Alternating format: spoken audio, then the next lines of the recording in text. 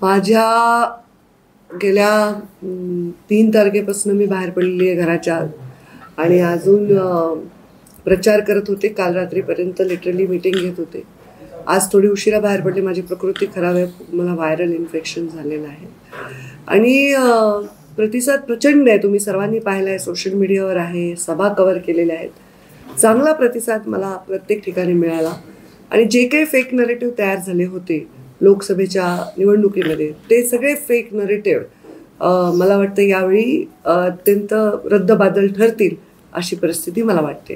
लोकसभेत मराठवाड्यामध्ये वेगळी परिस्थिती महाविकास आघाडीच्या संदर्भामध्ये होती. आज कशा पद्धतीने मराठवाड्यातले चित्र तुम्ही बघता? मला मराठवाड्यामध्ये महाराष्ट्रामध्ये मी विदर्भात गेले प्रचाराला, पश्चिम महाराष्ट्रात गेले, मराठवाड्यामध्ये काम केलं, उत्तर महाराष्ट्रात गेले. सगळ्या ठिकाणी मला असं वाटते की एक महायुतीच्या बद्दलची सकारात्मक भावना मला दिसलेली आहे. बऱ्याच अंशी निवडणुका ह्या लोकलच आहेत ना आता, कारण विधानसभा असल्यामुळे अनेक उमेदवार रिंगणात आहेत. तर मताधिक्य जे आहे ते काही फक्त जिथे डायरेक्ट फाईट आहे अशा मतदारसंघात सोडलं तर मताधिक्य फार राहील असं नाही. डिव्हिजन खूप मोठं दिसत आहे आणि प्रतिसाद चांगला आहे. टोकाचं जातीय राजकारण लोकसभेपासून ते आतापर्यंत पाहायला मिळालं की फक्त कारण अगदी पूर्ण रंगच बदलला होता. म्हणजे थेट हिंदू मुद्द्यापासून ते जातीय राजकारण, मराठा विरुद्ध ओबीसी वाद असेल आणि खास करून तुमच्या बाबतीत देखील बीडच्या प्रभावानंतर तुम्ही राज्यभरात फिरला, काय प्रतिसाद जाणवला या राजकारणात? मी ती निवडणूक जेव्हा लढले आणि त्या निवडणुकीचा निकाल लागला त्या दिवशी ती निवडणूक मी सोडून दिली तिथे. पण निश्चितच प्रत्येकाच्या प्रचारामध्ये माझ्या पराभवाचा उल्लेख नक्कीच आहे. परंतु तो एक कार्यकर्त्यांनी घेतलेला निर्णय आहे की कार्यकर्त्यांना तो भरून काढण्यासाठी कसा विजय मिळवता येईल याच्याकडे त्यांची एक तळमळ दिसते आहे. परंतु मला स्वतःचा माझा जो पिंड आहे, मी जे राजकारण आतापर्यंत करत आलेली आहे त्याच्यामध्ये माझ्याकडे जे पंडित दीनदयाळ उपाध्यायांनी आम्हाला एक संदेश दिलेला आहे त्या संस्कारात आमचा पक्ष वाढलेला आहे. तर एकात्मता मानवतावादाकडे माझा जास्त कल राहिला आहे. जेवढा माणसांसाठी आपण काम करू, तळागाळातल्या माणसांसाठी काम करू, तेवढंच मला वाटतं योग्य राहील. त्या पर्वाचा अनेकांना कार्यकर्ता म्हणून देखील पश्चाताप झाला ज्या पद्धतीने आहे की जर ताई आल्या असत्या तर चांगलं नसतं. पण त्या पर्वाचा फायदा माहितीला होताना दिसतोय आता. कारण हे पण राजकारण करत असताना नेत्यांवर कार्यकर्त्यांचं अतिप्रेम असणं आणि नेत्यांनी मोठं मन ठेवणं हेच आवश्यक आहे. छोटे मन से कोई बडा नहीं होता, टूटे मन से कोई खडा होता. त्यामुळे आमच्या नेत्यांनी सांगितलंय नेत्याचं मन जर स्वतःच त्याच्यात गुरफटून राहिलं तर आवश्यक कार्यकर्त्यांना एनर्जी कशी मिळेल. त्यामुळे मी जेवढी एनर्जी ऊर्जा पॉझिटिव्ह देता येईल तेवढी दिलेली आहे.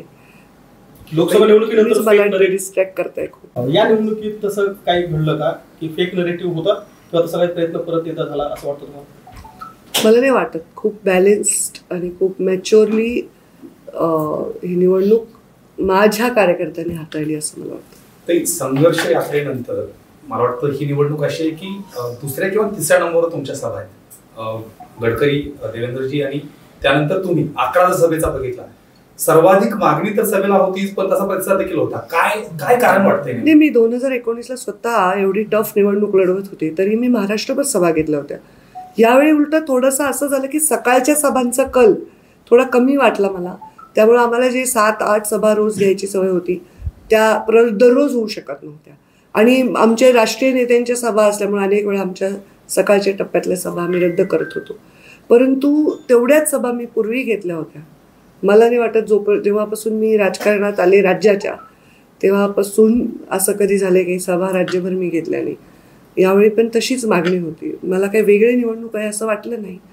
एक फरक झाला की मागच्या वेळी मी कॅबिनेट मंत्री होते राज्याची आणि आता 5 वर्ष मी बाहेर राज्यात राहून परत इथे ऍक्टिव्ह होऊन परत तेवढीच मागणी असणं हे एक मला चांगलं वाटलं. बंडखोर जे आहेत मतं मागतायत त्यांना कशा पद्धतीने तुम्ही रोखले? त्याचबरोबर मी रोखलंय. मी माझे व्हिडिओज दिलेत. मी डिसोन केलंय बंडखोरांना. आता ज्यांनी फॉर्म भरले तेही माझेच आहेत, जीवाभावाचे आहेत. पण आता राजकारणातली महत्वाकांक्षा प्रत्येकाला असते पण शेवटी युती धर्म आपल्याला पाळावा लागतो आणि त्याच्यामुळे आपण तो प्रयत्न जास्तीत जास्त केला आहे की जास्तीत जास्त आपण महायुतीला ताकद देण्याचा प्रयत्न. ताई, तुमच्या सभा महाराष्ट्रभर झाल्या, ती सभा पाहायला मिळाली नाही, नेमकं काय? मी त्यांच्या सभांचा काही टाइम टेबलही नाही पाहिला आणि मला काही असं वाटत नाही. राज्याचं एकंदरीत राजकारण बघता काल अगदी तावडीवर होणारे आरोप असतील किंवा एकंदरीतच भाजपला सगळ्या बघून गेलं, तुम्ही राज्याच्या नेते आहात, कालच्या प्रकरणाला कसं बघताय, खास करून विनोद तावडे यांना ज्या पद्धतीने घेरण्यात आलं सगळी? खरं मी खूप रात्री उशिरा ते पाहिलं. मला असं वाटतं की राजकारणामध्ये विनोदजींचं राजकारण मी माझ्या लहानपणापासून पाहते.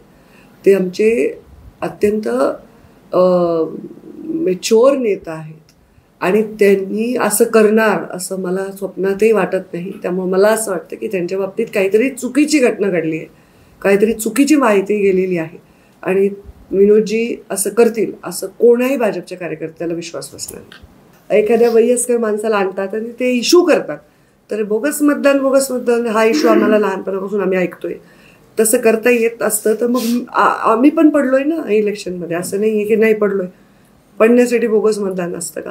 त्यांचं जे इश्यू करतायत ते नेहमी बोगस मतदान म्हणजे जनसमर्थन आमच्याबरोबर नाही असं त्यांचा सांगण्याचा जो हेतू आहे तो चुकीचा आहे. जर कुठे काही घटना घडली असेल तर इलेक्शन कमिशन योग्य ती कारवाई करेल. अनेक जागेवरती त्यांनी वंचितचे असतील, इतर उमेदवार असतील, महायुतीच्या उमेदवाराच्या विरोधात केले गेले. कुठेतरी ओबीसी मतांच्या विरोधात मताचं विभाजन करण्याच्या दृष्टिकोनात हे केलं जातं का? कुठेतरी पासून बाजूला जातं. ते काय करतायत याचं उत्तर मी नाही देऊ शकत. तुम्हाला वाटतंय का पण असं विभाजन वगैरे झालंय ओबीसीच्या मताचं? मला असं वाटतं की लोकांनी महायुतीकडे मताचा कल जास्त ठेवलेला आहे आणि मी हे अनेक वेळा सांगितले, थोडेसे पडसाद हे निवडणुकींचे बॅक टू बॅक असल्यामुळे लोकसभा आणि विधानसभेचे असणारच आहेत. राज्याचं चित्र कसं बघताय तुम्ही आता? महायुतीचा चांगला विजय होईल असं मला वाटतं. आम्ही पूर्ण बहुमताने सरकार स्थापन करू असं मला विश्वास आहे. महायुतीचा चांगला विजय होईल असं वाटत असेल तर परळीला 2 मंत्री तुमच्या एकंदरीत विजयाचा वाटा पाहता मिळतील परळीलाच? ते माझ्या हातात तरी नाही. ते आमचे केंद्रीय कोर कमिटी ठरवेल काय करायचं ते. पण 2 आमदार नक्कीच मिळाले आहेत. ऑलरेडी मी आमदार आहे आणि परळीची निवडणूक एवढी सहज झालेली आहे. राज्यात अशी कुठलीच सहज निवडणूक नाही असं माझं म्हणणं आहे. एवढे बलाढ्य 2 म्हणजे मी बलाढ्य विरोधक असून मी त्यांचं काम करते, त्यामुळे विरोध असा फार नाही. आम्हाला एक वेगळे आम्हाला पहिल्यांदा शोधावं लागेल दुसरं बटन. आमच्यासाठी ते नवीन आहे. त्यांनी तरी कमळातून गेलेले आहेत पण आम्हाला आमच्या कार्यकर्त्यांना कमळ शोधायची सवय. पहिल्यांदाच तुम्ही हो ना, गुप्त मतदान आहे म्हणा.